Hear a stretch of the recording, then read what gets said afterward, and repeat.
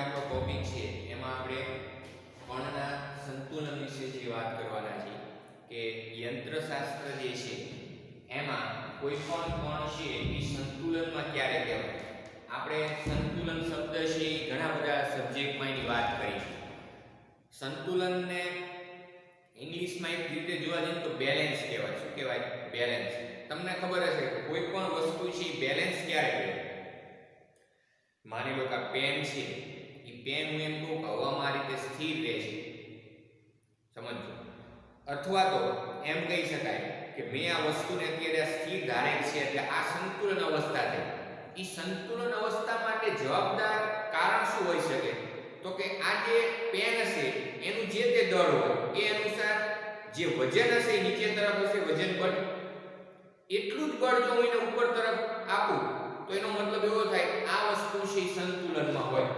હવે આપણે જે યંત્રશાસ્ત્ર છે મિત્રો એમાં સંતુલન અવસ્થા છે એની ખાસ કરીને વાત કરવાની છે કે યંત્રશાસ્ત્રમાં કોઈ પણ કણ છે એ સંતુલન સ્થિતિમાં છે એ ક્યારે કહેવાય. તો એના માટે હું તમને એક સિમ્પલ ઉદાહરણ આપું છું કે યંત્રશાસ્ત્રમાં કોઈ કણ સંતુલનમાં છે ક્યારે કહેવાય. તો જ્યારે એ કણ સ્થિર હોય. સમજો, યંત્રશાસ્ત્રમાં જો આ સમજો, યંત્રશાસ્ત્રમાં કોઈ પણ કણ સંતુલન અવસ્થામાં ત્યારે જ થશે કે જ્યારે તેના પરનું બાહ્ય બળ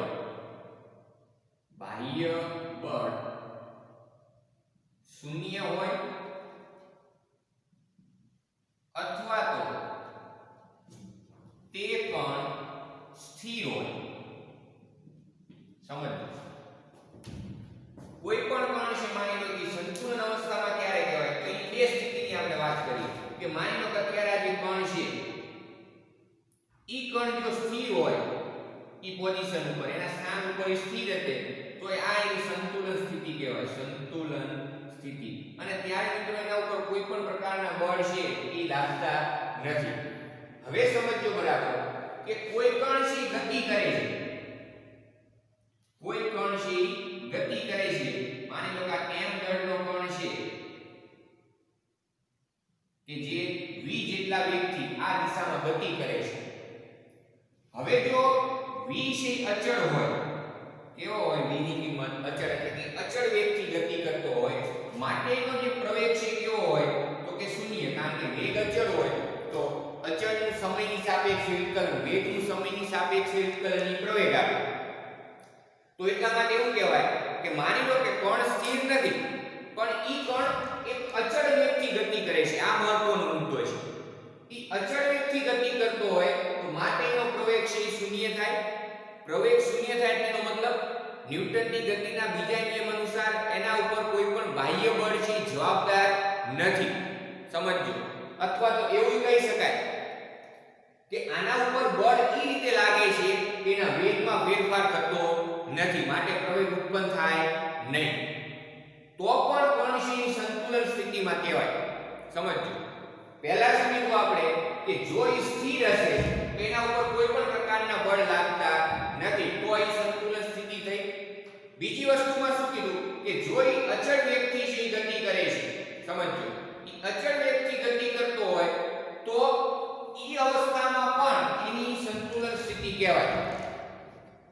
એટલે કહેવાનો મતલબ શું કે સંતુલન અવસ્થા એટલે એવી અવસ્થા કે એમાં રહેલો જે પણ જે અવસ્થામાં હશે એ અવસ્થા બદલાવી જોઈએ નહીં. જો સ્થિર હોય તો સ્થિર અને અચળ વેગથી ગતિ કરતો હોય તો એની અચળ વેગની ગતિ સતત જાળવી રાખતો હોવો જોઈએ. આનાથી એક ત્રીજી વસ્તુ પણ અહીં આપણે એડ કરી શકાય. કઈ? કે માની લો કે કોઈ એક કણ ઉપર બે બળ લાગે છે. સમજો, એક કણ છે, આ કણ ઉપર એક બળ છે આ દિશામાં લાગે છે જેને હું નામ આપીશ F1 સદિશ. અને આ જે કણ છે એના ઉપર આટલા જ મૂલ્યનું બળ પણ વિરુદ્ધ દિશામાં લાગે છે એટલે કે આ F2 સદિશ. જ્યાં F1 સદિશ બરાબર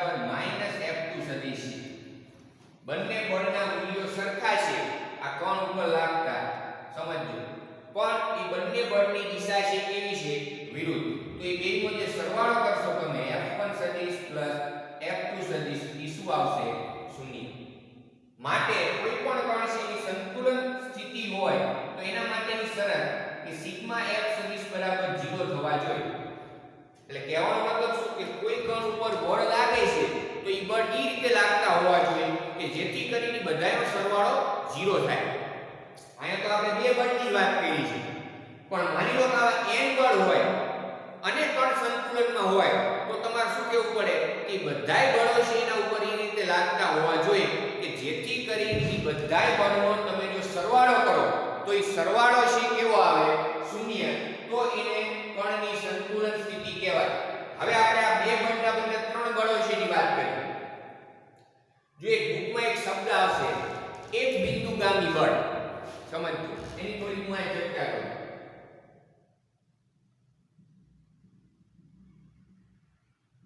એક બિંદુગામી બળ એટલે શું? તો કે જે બળ છે, સમજજો, બળોની જે કાર્ય રેખાઓ છે એ એક જ દિશામાં હોય તો એવા જે બળો છે એને એક બિંદુગામી બળો છે એના તરીકે ઓળખવામાં આવે. સમજો, એક બિંદુગામી બળો એટલે કોને કહેવાય? તો કે જે બળોની કાર્ય રેખા એક જ હોય તો તેમને એક બિંદુગામી બળ કહે છે. જેમ કે આપણે આકૃતિ દોરેલી છે કે જેમાં કોણ સીના ઉપર એક દિશામાં બળ F1 સદિશ લાગે છે, બીજું બળ એટલા જ મૂલ્યનું પણ આ દિશામાં છે F2 સદિશ. તો આ બંને બળો છે મિત્રો F1 સદિશ ને F2 સદિશ, એને શું કહેવામાં આવે? એક બિંદુગામી બળ. કારણ કે બંનેની કાર્ય રેખા એક જ છે. તો પ્રશ્ન થાય કાર્ય રેખા એટલે શું? તો કાર્ય રેખા એટલે બીજું કંઈ નહીં, આ બંને બળો છે એમાંથી પસાર થતી એક કોમન રેખા છે. માની લો કે જો આ બંને બળ આ રીતના હોય F1 સદિશ અને અહીંયા હશે F2 સદિશ અને અહીંયા આપણો કોણ છે, સમજો, તો આ જે છે એક બિંદુગામી બળ છે કહેવાય નહીં. કારણ શું કે તમને કહે કે F1 સદિશ જે બળ છે પહેલું બળ એની કાર્ય રેખા એટલે શું? તો એની આ કાર્ય રેખા છે, એમાંથી પસાર થતી રેખા એને શું કહેવાય? એની કાર્ય રેખા. F2 સદિશ છે એટલે કે બીજું બળ એની કાર્ય રેખા એટલે કઈ? તો એની આ કાર્ય રેખા. તો તમે જોઈ શકો છો કે આ બંને બળ છે એની કાર્ય રેખાઓ છે એક નથી, માટે એક બિંદુગામી બળ કહેવાય નહીં. અહીંયા બંને બળોની કાર્ય રેખા એક જ છે, માટે એ બંનેને શું કહેવાય? તો કે એક બિંદુગામી બળ. અને ત્યારે ઈ કોણ છે શેમાં હશે ખબર છે? સંતુલનમાં. સમજો, જે એક વસ્તુ અહીંયા સમજવા જેવી છે, તમે ટોર્ક વિશે તો જાણતા હો. ટોર્ક એટલે શું?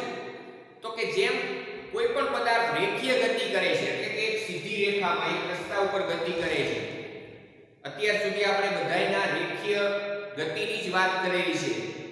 ત્રીજા ચેપ્ટરમાં જે આપણે ગતિ વિશે ભણ્યા એમાં કોઈ પણ કણ છે રેખીય ગતિ કરે ત્યારે એનો વેગ v હોય છે.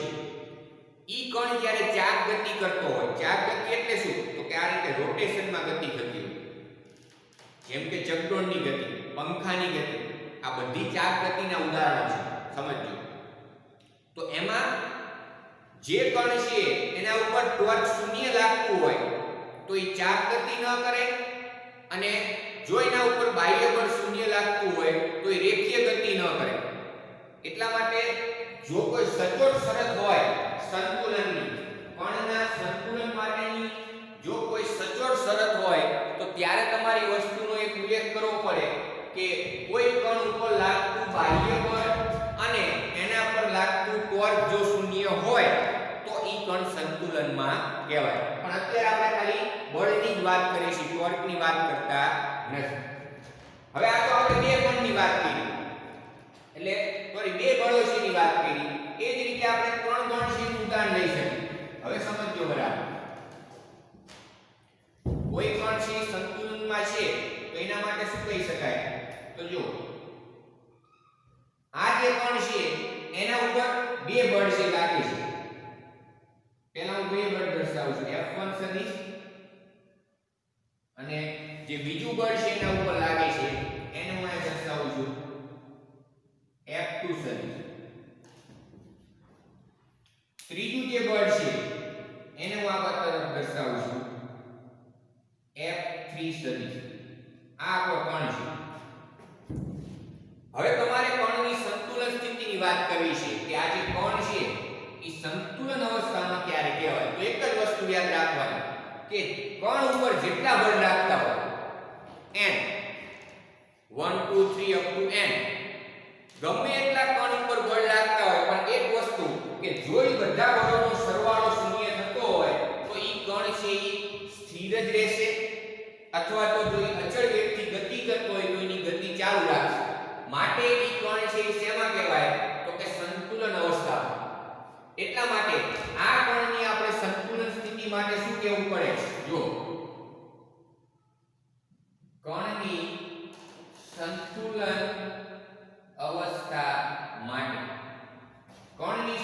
અવસ્થા માટે આપણે શું કહેવું પડશે તો કે f1 સદિશ f2 સદિશ f3 સદિશ બરાબર 0 થવું જોઈએ. તો આ કણ છે સંતુલન અવસ્થામાં છે એમ કહેવાય. કઈ રીતે સમજો કે આ જે કણ છે એના ઉપર f1 સદિશ ને f2 સદિશનું પરિણામી બળ કેટલું થાય સમજો. તો એ પરિણામી બળ આપણે સમાંતર બાજુ ચતુષ્કોણના નિયમ અનુસાર મેળવી શકીએ. કઈ રીતે કે આ સદિશ મૂલ્યનો એને સમાંતર સદિશ અહીં દોરો. નામ આપો f1 સદિશ. આ જે સદિશ છે f2 સદિશ એ જ મૂલ્યનો સદિશ અહીં દોરો. નામ આપો એને f2 સદિશ. તો જે વિકર્ણ મળશે આ ઈ આપણો પરિણામી સદિશ થાય. પરિણામી સદિશ એટલે આ બેનો સરવાળો f1 સદિશ f2 સદિશ. આ આપણે ચોથા ચેપ્ટરમાં ભણી ગયા છીએ. સદિશોના સરવાળા માટેની સમાંતર બાજુ ચતુષ્કોણની રીત અને ત્રિકોણની રીત. આમ જોવા જાવ તો આ ત્રિકોણની જ રીત છે. એક સદિશ ઉપર બીજો સદિશ મૂકેલો છે તો આ એનો પરિણામી સદિશ બેનો સરવાળો થાય.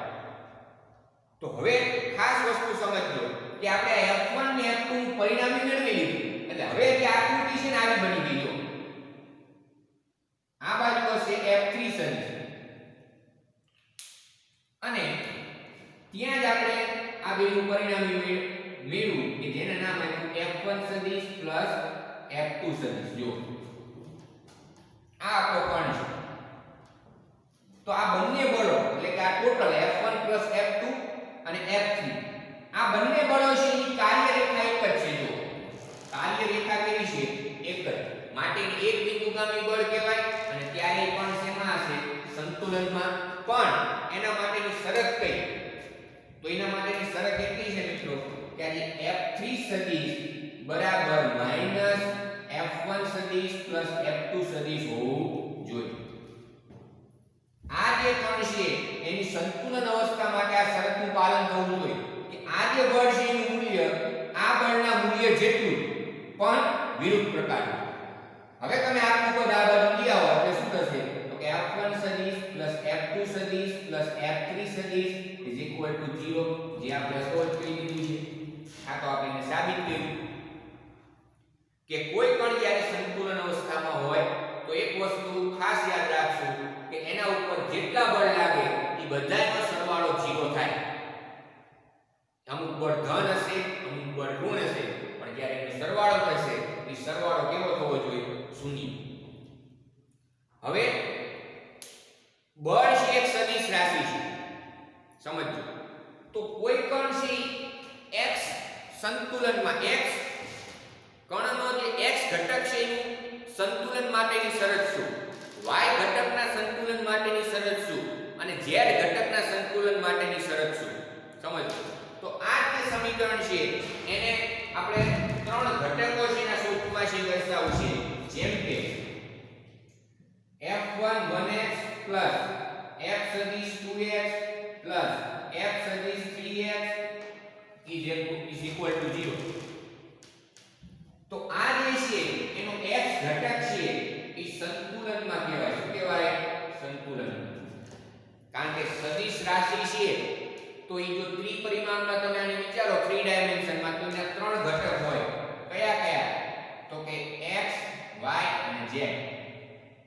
તો અહીંયા જે આપણે લખ્યું એનો મતલબ એવો થાય કે આ x અક્ષ એટલે કે x અક્ષની દિશામાં સંતુલન માટે એના ત્રણેય x ઘટકનો સરવાળો શૂન્ય થવો જોઈએ.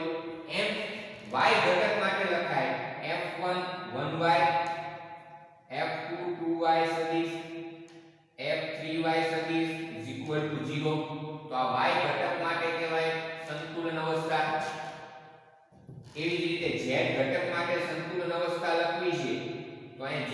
નાખશું ઇઝ ઇક્વલ ટુ શું થાય 0. તો અહીંયા જે છે કહેવાય z ઘટક છે એના માટેની સંતુલન અવસ્થા. ખ્યાલ આવે છે કે નહીં? તો અહીંયા આપણે મિત્રો જે કણના સંતુલન છે ની વાત કરી એમાં ખાસ વસ્તુ સમજ્યા કે કોઈ કણ છે સંતુલનમાં ક્યારે કહેવાય. તો એના માટે બે પરિસ્થિતિ યાદ રાખશું. કાં તો કણ સ્થિર હોય તો સ્થિર જ રહે. જો કણ અચળ વેગથી ગતિ કરતો હોય તો એ અચળ વેગથી ગતિ ચાલુ રાખે. કણ ઉપર જેટલા બળ લાગે એ બધાય બળનો જો સરવાળો 0 થાય તો જ એ કણ સંતુલન અવસ્થામાં હોય. નકર એની સંતુલન અવસ્થામાં કહેવાય નહીં. અને આ ટોપિકને આપણે અગાઉ થોડાક જે એક્ઝામ્પલની ચર્ચા કરશું એમાં ખૂબ જ મહત્વનો ટોપિક છે. એટલા માટે આ તમે એકવાર બરાબર છે તૈયાર કરી નાખજો. ચાલો હવે વાત કરી થોડાક એક એક્ઝામ્પલની.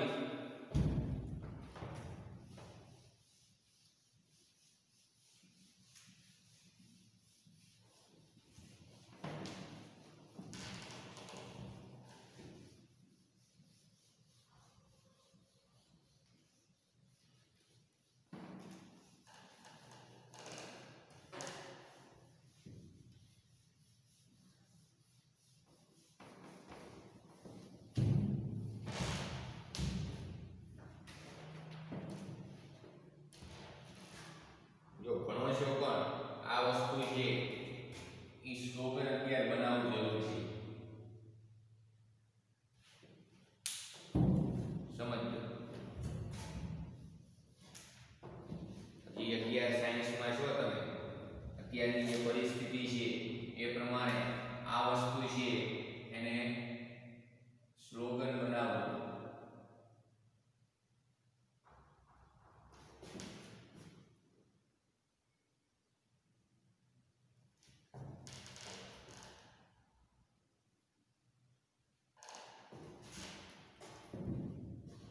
Always use અથવા તો always wear mask and use sanitizer. અત્યારની જે પરિસ્થિતિ છે મિત્રો એ અનુસાર આને તમારે સ્લોગન બનાવવું ખૂબ જ મહત્વનું છે. કારણ કે તમે જે માનો છો એ પ્રમાણે પરિસ્થિતિ છે નહીં હાલની. સમજો. એટલે જે તે વિદ્યાર્થી મિત્રો આ જે વિડીયો જોતા હોય તો એમને ખાસ સૂચના કે બિનજરૂરી છે બહાર નીકળવું નહીં. આપણે ઘરે બેઠા વિડીયો આવે છે તો શાંતિથી એનું સ્ટડી કરવું. નો ખબર પડતી હોય તો પૂછવું. ખ્યાલ આવે છે કે કારણ કે અત્યારે આપણા પાસે એક જ રસ્તો છે કે જેના દ્વારા આપણે આ સ્ટડી છે ચાલુ રાખીશું. ચાલો વાત કરીએ એક્ઝામ્પલની. તો જો આપણે 1 થી 4 એક્ઝામ્પલ કોઈની ચર્ચા કરવાની નથી. ડાયરેક્ટ આપણે જે વાત કરશું જે ઉદાહરણનો દાખલા એ છઠ્ઠા દાખલા એટલે 1 થી 5 એક્ઝામ્પલ છે એની વાત કરવાની થતી નથી. હવે જે 5.6 દાખલો છે એ આખો આ કણના સંતુલનની જે થિયરી ભણ્યા એના ઉપર આધારિત છે. ઉદાહરણ 5.6 સમજો બરાબર. એમાં શું કીધું છે? આકૃતિમાં દર્શાવ્યા મુજબ 6 કિલોગ્રામ દળને છતથી 2 મીટર લંબાઈના દોરડા વડે લટકાવે છે. એટલા માટે એની જે આકૃતિ છે પેલા દોરી નાખીએ આપણે.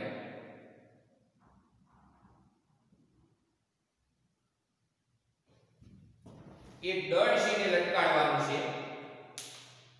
સમજો બરાબર. દોરડાનું જે છત છે એટલે કે છત સાથે દોરડું બાંધી એક દળ છે એને આપણે લટકાડવાનું છે. એને આપણે આ રીતે અહીંયા આકૃતિમાં તમને દર્શાવ્યું.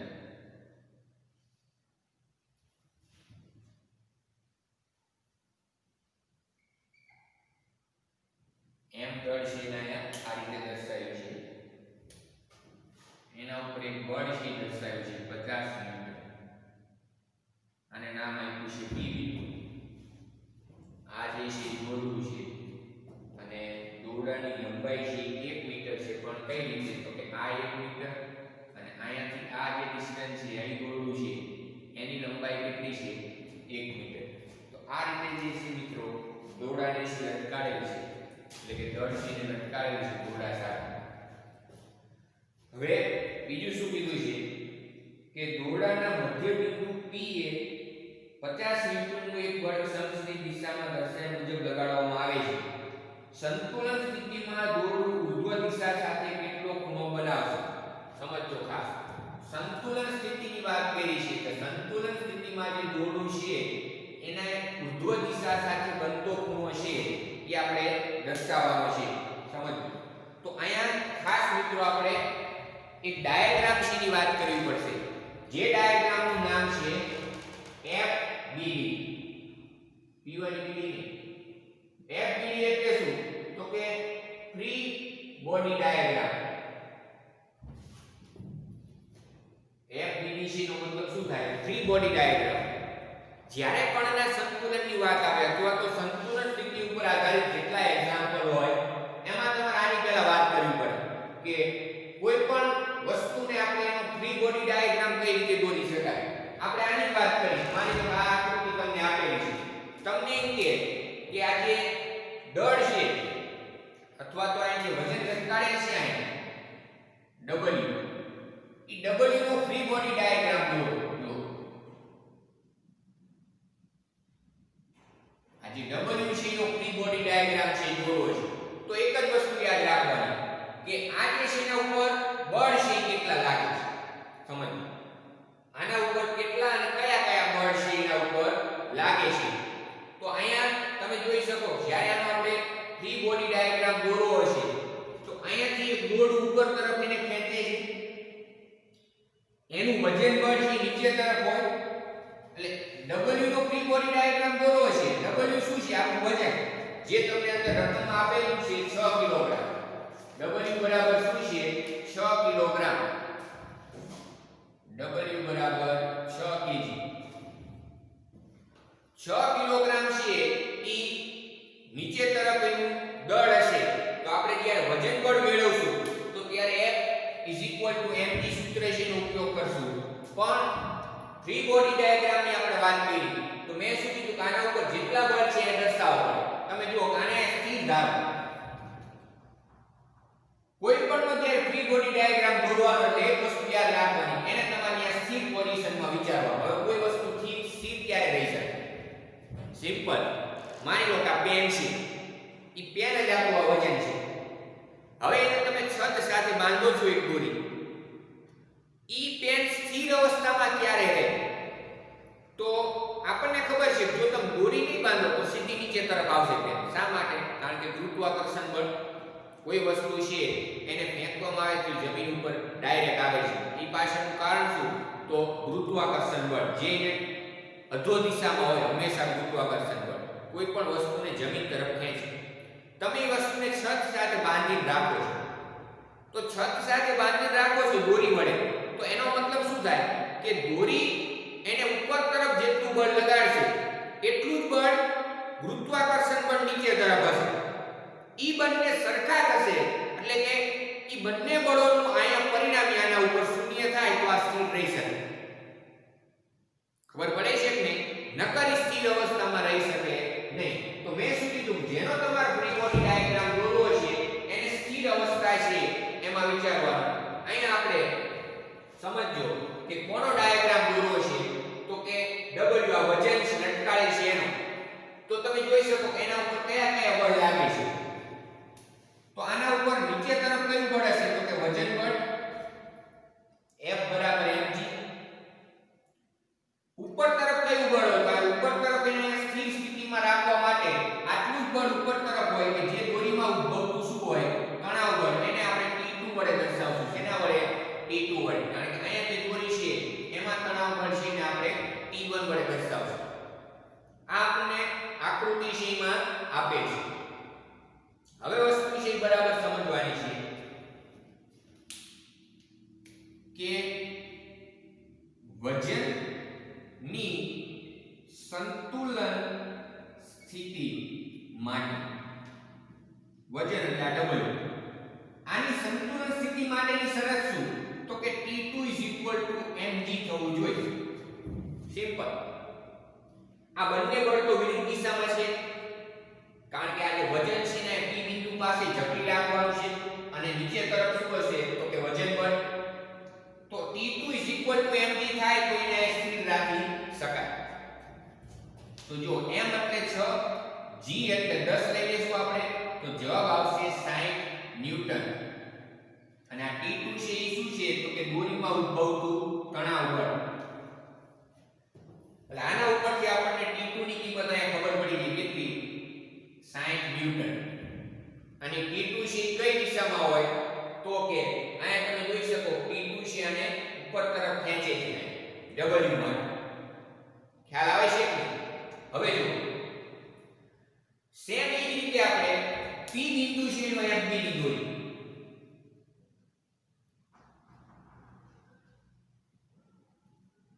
બિંદુ P છે એનો આપણે ફ્રી બોડી ડાયાગ્રામ છે દોરવો છે. સમજો બરાબર. તો એના ફ્રી બોડી ડાયાગ્રામ માટે માત્ર P બિંદુ છે હું અહીંયા દર્શાવીશ.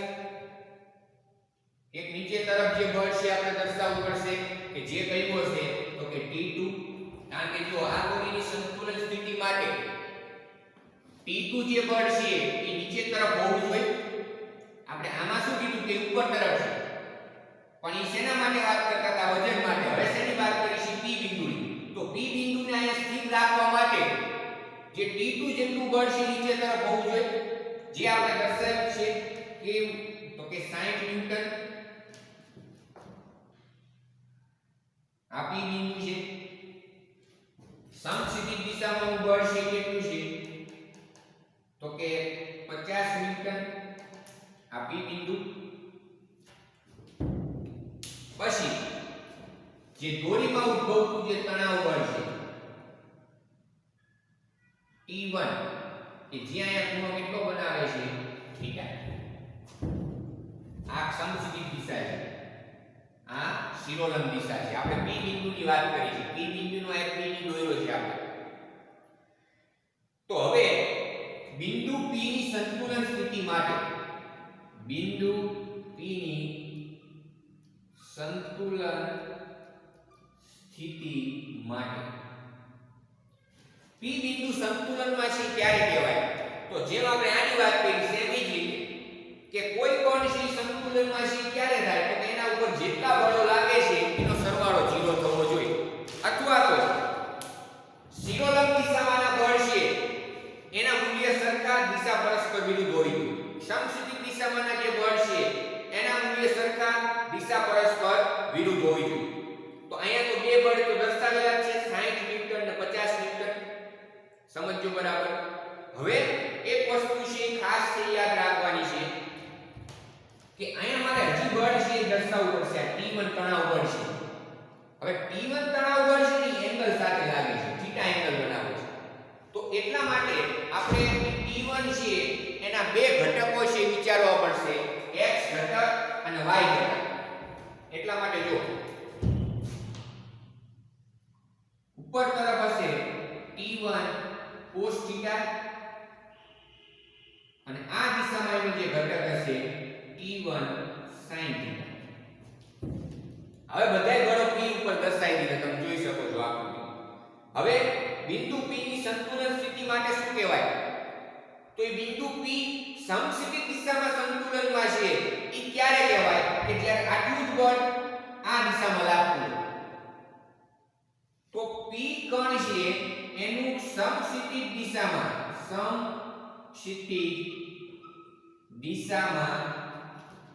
સંતુલન માટે મતલબ આ દિશામાં ખસે નહીં. એના માટેની શરત શું કે અહીંયા જેટલું બળ લાગતું હશે એટલું જ બળ આ દિશામાં લાગતું હોવું જોઈએ. એટલા માટે એવું કહેવાય કે T1 sin θ = 50. નામ આપો સમીકરણ નંબર 1. આપણે થીટા મેળવવાનું છે આગળ. એના પછી શિરોલંબ દિશાના સંતુલન માટે બિંદુ આમ ઉપર તરફ ન ખસવું જોઈએ કે નો આ દિશામાં ખસવું જોઈએ, અહીંયા સ્થિર જ રહેવું જોઈએ. તો એના માટે ઉપર તરફ જેટલું બળ લાગે છે એટલું નીચે તરફ હોવું જોઈએ. માટે શિરોલંબ દિશામાંના સંતુલન માટે શું થશે તો કે T2 = T1 cos θ થાય. સમીકરણ નંબર 2. આપણે θ મેળવવાનો છે તો θ મેળવવા માટે શું કરશું? આપણે તો એના માટે સમીકરણ 1 અને 2 નો ગુણોત્તર લઈ લે. સમીકરણ 1 અને 2 નો ગુણોત્તર લેતા 1 અને 2 નો ગુણોત્તર લઈએ એટલે શું થશે તો કે t1 sin θ છેદમાં t1 cos θ બરાબર 50 છેદમાં t2 અને t2 ની કિંમત ખબર છે કેટલી 60. તો ઈ પહેલા અહીંયાથી t1 કેન્સલ sin θ છેદમાં cos θ 50 છેદમાં 60 કારણ કે t2 ની કિંમત કેટલી છે તો કે 60 ન્યૂટન. 0 0 કેન્સલ sin θ છેદમાં cos θ 5 ના છેદમાં 6. 5 ના છેદમાં 6 નું મૂલ્ય તમે જો તો sin θ ના છેદમાં cos θ એટલે થશે tan θ. 5 ના છેદમાં 6 એનું કેલ્ક્યુલેશન કરશું કેલ્ક્યુલેટરમાં એટલે જવાબ આવશે 0.8333. હવે આનું મૂલ્ય છે તમારે લોગેરિધમ ટેબલ હોય નવનીતનું કે જે તે પ્રકાશનનું આવતું હોય એની પાછળ sin ટેન્જેન્ટ એના બધા કોષ્ટક આપેલા હોય એ કોષ્ટકમાંથી આ થીટાનું મૂલ્ય શોધવું પડે. ટેન્જેન્ટનું tan થીટાનું કોષ્ટક હોય એમાં કે કયા ખૂણા માટે કયા ખૂણાની કિંમત માટે થીટાના કયા ખૂણા માટેનું મૂલ્ય 0.8333 થાય. તો ઈ જ્યારે તમે મિત્રો એમાં જોશો ત્યારે જવાબ આવશે 39 ડિગ્રી અને 48 મિનિટ. એટલે આશરે આપણો જે થીટા થશે મિત્રો ઈ થશે 40 ડિગ્રી. આશરે જવાબ છે કેટલો લખાય 40 ડિગ્રી. આ આપણો આન્સર કે આ કોણ છે એટલે કે આ વજન છે એ સ્થિર રહી શકે એના માટે